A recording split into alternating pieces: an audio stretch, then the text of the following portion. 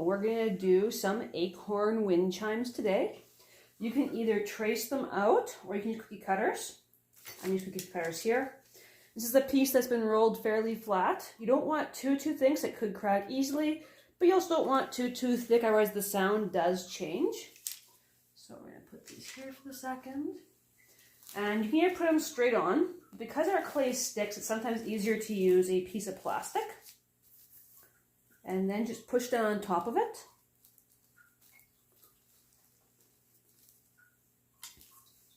And that then gives you the rounded edges.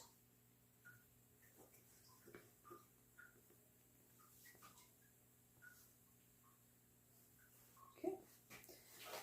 This one's a little bit plain, so I'm going to grab a tool, just add some texturing.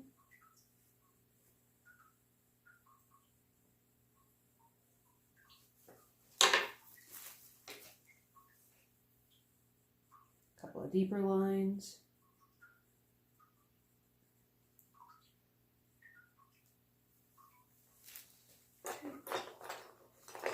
Because we're going to do a wind chime, I also need a hole in the center for some string.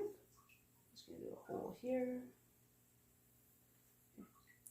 The edges are still rough, but I'm going to wait until next week to clean them up just so I can't damage them because they're still pretty damp.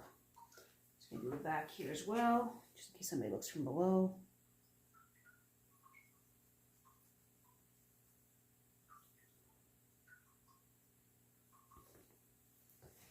And I don't have a jar small enough for this one to actually wrap over, so I've got a piece of paper here.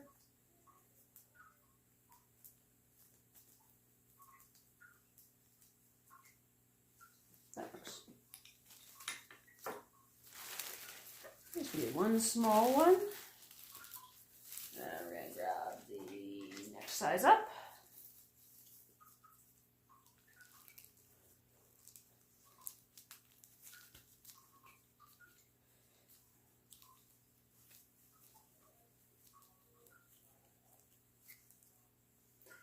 Having to put a little more pressure here because I got 2 layers of canvas, and it's actually giving it a very soft base and it's stopping it from cutting through as easily. So there's our next piece.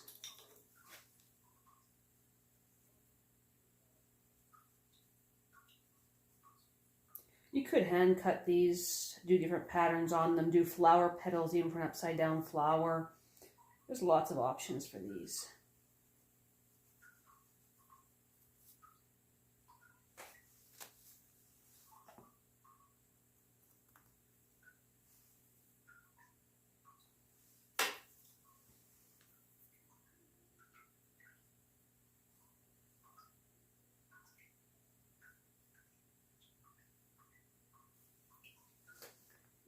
Stick him over this one.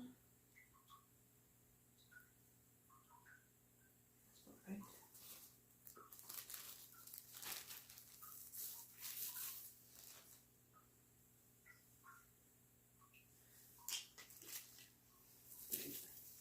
Next size up.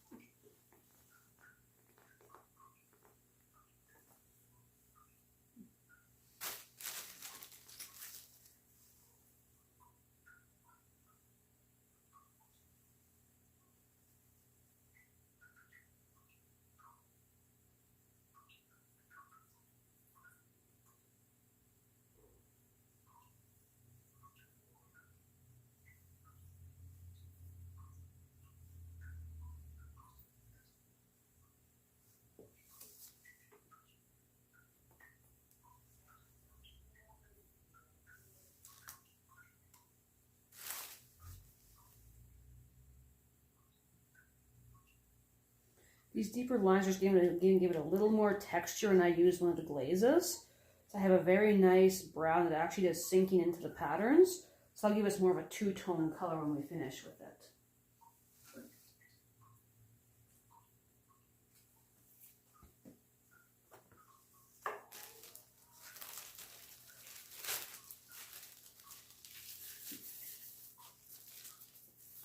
I actually need to do a couple of these ones are in the middle.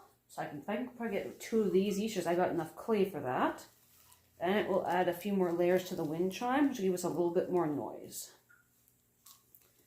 The different thicknesses of a pottery leaf or acorn layer will have different sounds.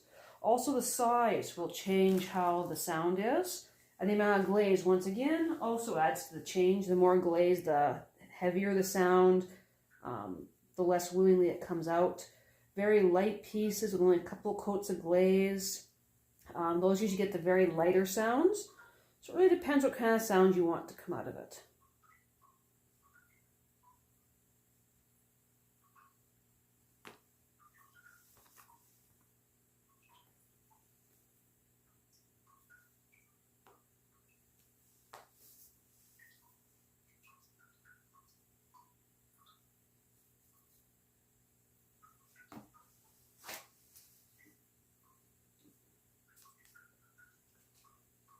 Some of these don't have quite the same curve. I wish I had some that actually matched a bit more, but I don't, so we'll have to make do on that one. Should I do 2 of these ones or 2 of the big ones?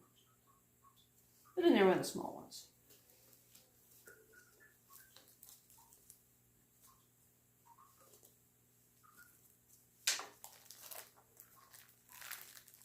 This one even wanted to stick to the plastic. Look how helpful that one was.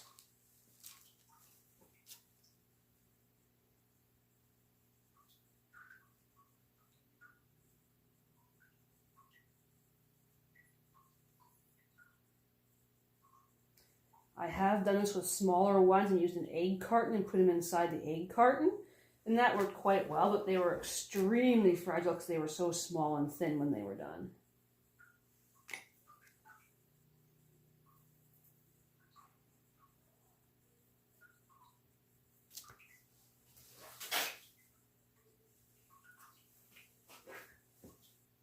I probably have to get some paper and put it underneath here to get a little bit more bow to it, just so they have a better match on them when they're done. They're not staying on their own, so. A little ball of clay. Maybe a bigger ball of clay. There we go, problem solved.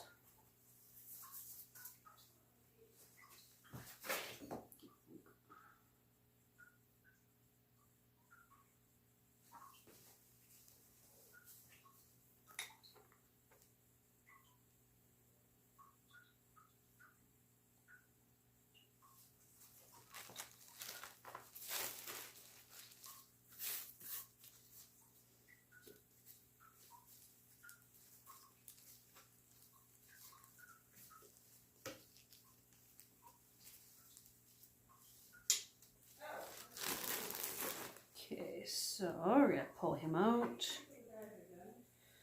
He's trying to tear on me, so I have to watch him. Put them back together. Right here, you see this kind of bubble? That's your air bubble. You're going to have to lance him with a tool and get that air bubble out, smooth it over. Otherwise, it will very likely blow in the kiln.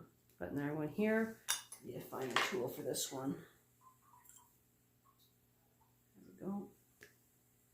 Usually wedging gets those. I don't know where that one came from, but it was there and it's now gone. So that's good. This piece here is trying to break some more. So I'm just going to actually get a bit more clay, flatten it out. I should have slip, but I don't have any here at the second. Actually, got a water bin back here, 1 second. There we go. A little bit of water. Just a little band-aid for reinforcement. I have to watch because that one really wants to tear for some reason. Every once in a while you get a piece of clay that just decides it doesn't want to agree with you.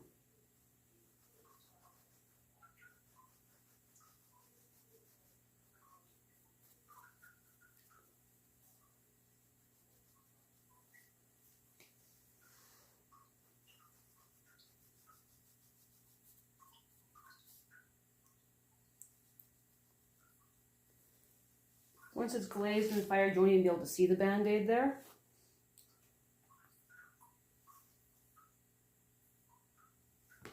There's that.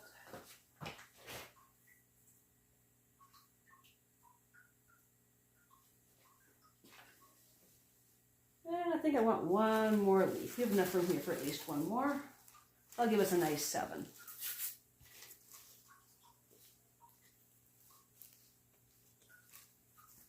course, I had to pick a spot on top of 3 layers of canvas. So of course it wouldn't cut easily.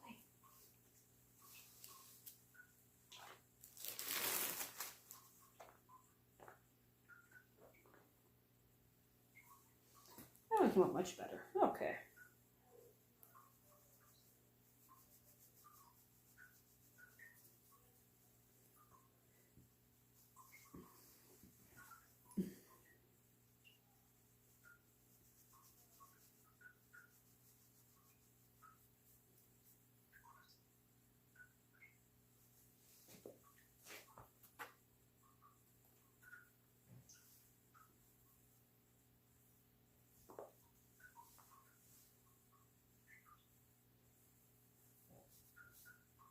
See, it's trying to crack there a little bit too. You could do this into a very nice upside down Japanese flower, but we're going to do an acorn this time. Shuffle this guy over. I will have to get a different bowl for him when I go back into the other room. We're going to let him dry. We're going to give him some cleaning, and we are going to use a glaze. So here we go.